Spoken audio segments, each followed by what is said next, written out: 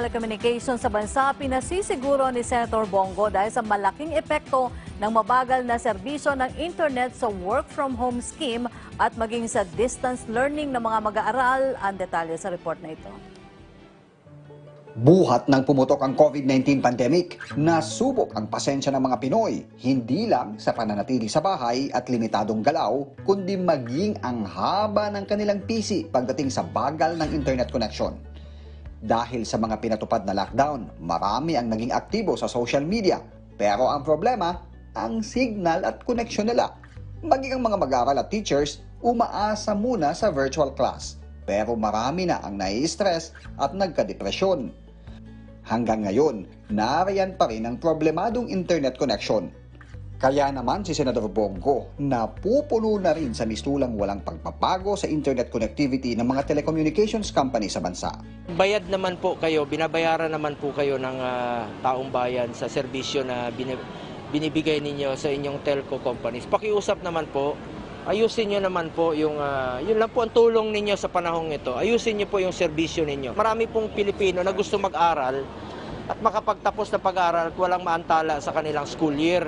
Talagang lumalabas, humahanap ng signal. Maging ang mga mambabatas kasi dahil sa limitadong bilang na pinapayagan sa loob ng mga session hall, umaasa din sa signal ng telco para magampanan ang kanilang trabaho. Kami mga public officials, public servants, hirap nga kami sa session namin sa Senado. Nagkakaputol-putol nga, hindi kami magkadinigan. Paano na lang yung mga nasa malalayong lugar. Giit pa ng mambabatas, malapit na anyang malagdaan ang Senate Bill No. 1844 na isa siya sa mga co-author at co-sponsor kung saan mabibigyan ng kapangyarihan ng Pangulo ng Bansa para mapabilis ang proseso at pag-i-issue ng mga national at local permit, lisensya at sertifikasyon sa panahon ng national emergency. Nabawasan na rin naman na niya ang mga requirement para sa pagpapatayo ng dagdag cellular towers na magpapalakas sa signal ng internet connectivity ng mga telco. Kaya naman, nagbabala na ang senador na kilalang malapit kay Pangulong Duterte.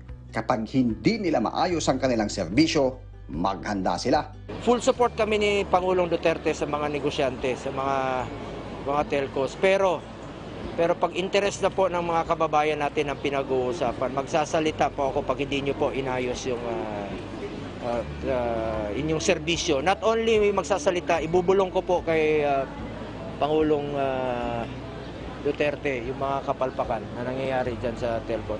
Ngayon, tinutulungan naman kayo ni Pangulong Duterte. So wala na pong rason na matatagalan. So in telco, the ball is in your hands right now. Gawan nyo po ng paraan. Huwag nyo po ipasa sa taong bayan yung hirap at pagpasan. Ang dami na pong problema ng Pilipino. Ayusin nyo lang po yung serbisyo ninyo dahil total bayad naman kayo.